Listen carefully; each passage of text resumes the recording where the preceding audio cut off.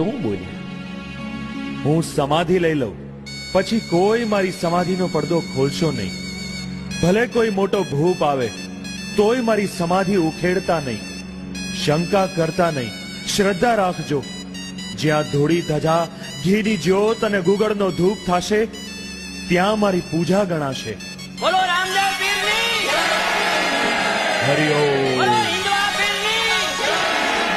Hariom.